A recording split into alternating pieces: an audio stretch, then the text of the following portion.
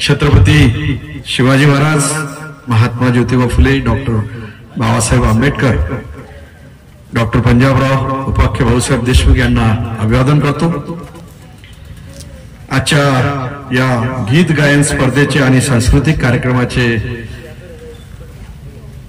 उद्घाटक प्रमुख अतिथी आपल्या संस्थेचे सन्माननीय आजीवन सभासद माणिकरावजी गावंडे, ज्युनियर कॉलेजचे प्रमुख प्राध्यापक मंगळे सर, आणि ज्यांना भेटून आज खरा तुम्हाला आणि आम्हाला आनंद झाला ते आपल्या शाळेचे माजी विद्यार्थी दत्ताजी मोहिते साहेब। आता साहेब आहेत बोलते, आपल्या शाळेचे विद्यार्थी होते, माझे आता मोठे साहेब आहेत।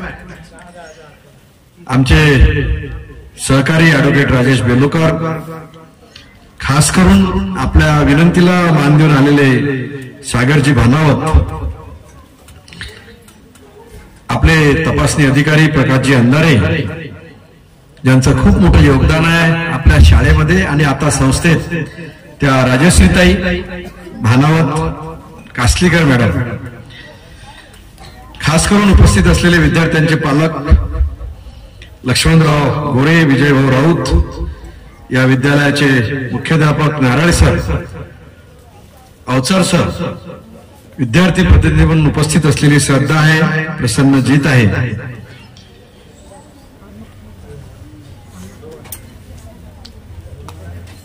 आणि उपस्थित सर्व शिक्षक बंधू भगिनी आणि विद्यार्थी मित्रांनो, मी खरं म्हणजे आपला बिलकुल जास्त वेळ घेणार नाही। मला माहित आहे तुम्हाला आता अनेक कामं आहेत, गाणी ऐकायची आहेत, सांस्कृतिक कार्यक्रम आहे। मी तुम्हाला फक्त आज एक गोष्ट सांगणार आहे। काय सांगणार आहे?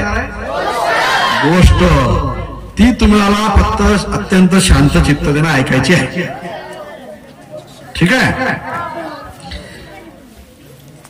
नारायण सरांचं, खोरगे सरांचं, अंधारे सरांनी अभिनंदन केलं, पण मी असं म्हणेल आजच्या गीत गायन स्पर्धेचं अधिकृत उद्घाटन सन्माननीय अंधारे साहेबांनी केल्याबद्दल मी त्यांना धन्यवाद देतो।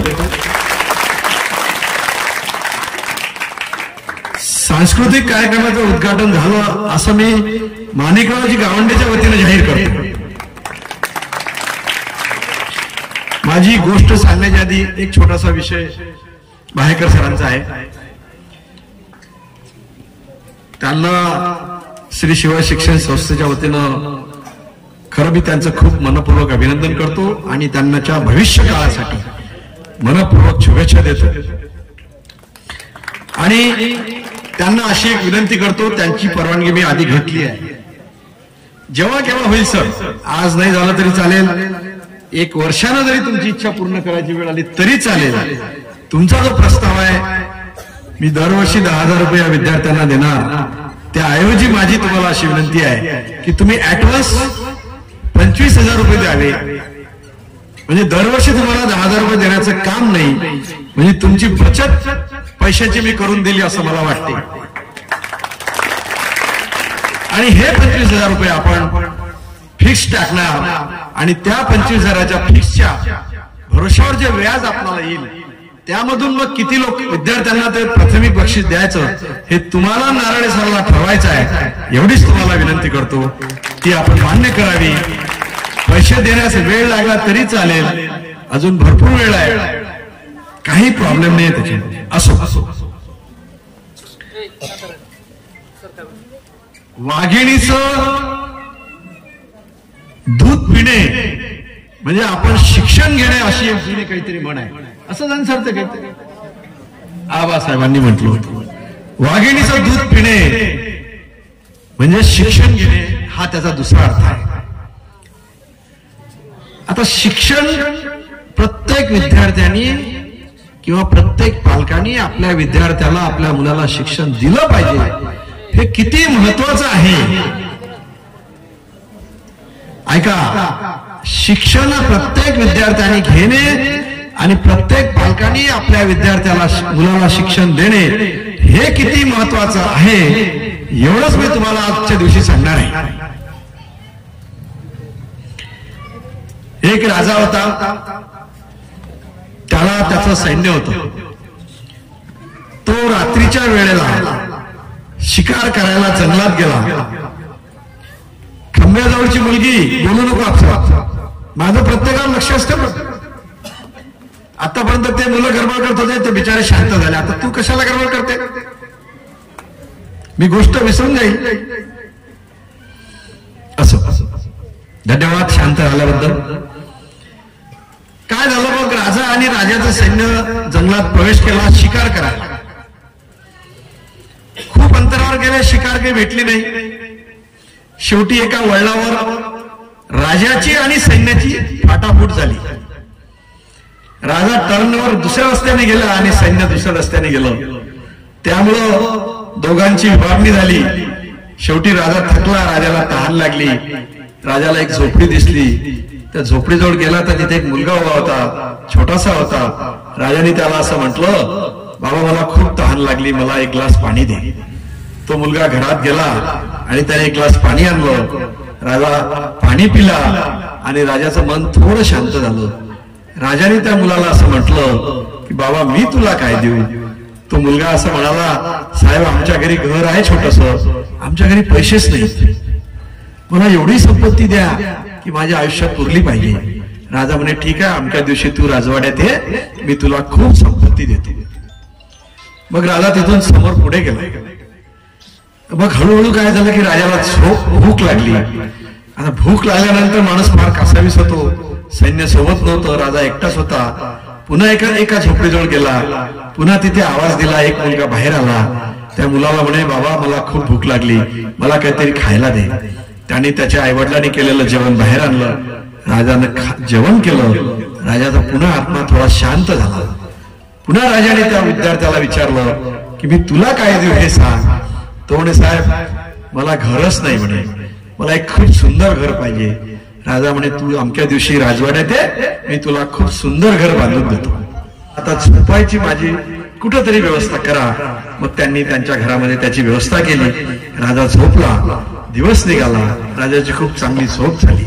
मग राजाला त्या पुन्हा तिसऱ्या मुलाला विचारलं की बाबा तुला मी काय देऊ? तो विद्यार्थी म्हणाला साहेब मला काहीच नको, मला माझ्या आयुष्यात शिक्षण घेता आलं पाहिजे, एवढंच तुम्ही करा.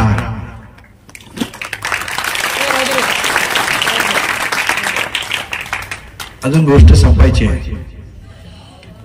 मग त्या राजाने त्या विद्यार्थ्याला सांगितलं की तू सुद्धा राजवाड्यात अमक्या दिवशी ये, मी तुझी शिक्षणाची पूर्ण व्यवस्था करतो. राजा एकटाच होता. दिवस निघाल्यामुळे सैन्य तिथे हळूहळू आलं आणि राजा आणि सैन्य शिकार न करता आपल्या राजवाड्यात परत गेलं. हे तिन्ही विद्यार्थी राजवाड्यात एकाच दिवशी बोलावलं होतं, सोबत गेले आणि राजाला ज्या विद्यार्थ्यांनी पैसे मागितले होते त्याला संपत्ती दिली, ज्याने घर मागितलं होतं त्याला सुंदर घर बांधून दिलं आणि ज्याने शिक्षण मागितलं होतं त्याची शिक्षणाची व्यवस्था करून दिली. त्यानंतर मात्र काही वर्षाचा काळ ओलांडला. तुम्हाला आम्हाला सर्वांना माहित आहे खिशात पैसे किती असो आयते मिळालेले ते कधीही पुरत नाही.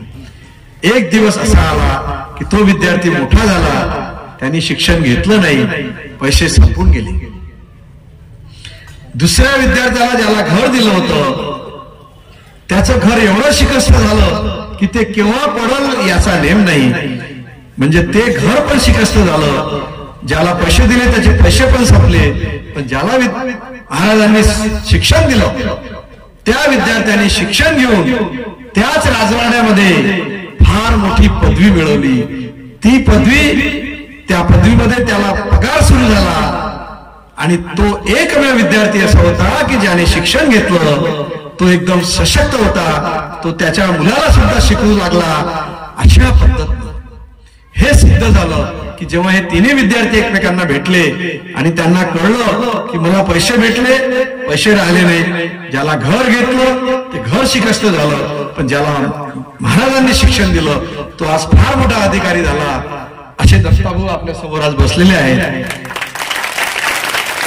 इतकं अनन्य साधारण न विसरणार शिक्षण आहे. हे आपल्या इथे बसलेल्या विद्यार्थ्यांनी शिक्षणाचा ध्यास घ्यावा अशी अपेक्षा आपण सर्वांकडून करतो. त्याकरता तुम्हाला सर्वांना आजच्या प्रसंगी शुभेच्छा देतो. शिक्षकांनी सुद्धा अंधारे साहेबांनी सांगितल्याप्रमाणे आपल्या शाळेतील गरजू विद्यार्थ्यांना मदत करावी, त्यांना सुद्धा शुभेच्छा देतो. माझे 2 शब्द संपवितो आणि जे विद्यार्थी सांस्कृतिक कार्यक्रमामध्ये भाग घेतील, ज्यांनी क्रीडा विभागामध्ये भाग घेतला असेल, जे प्रावीण्य मिळवतील त्यांना शुभेच्छा देतो. धन्यवाद. Thank you very much.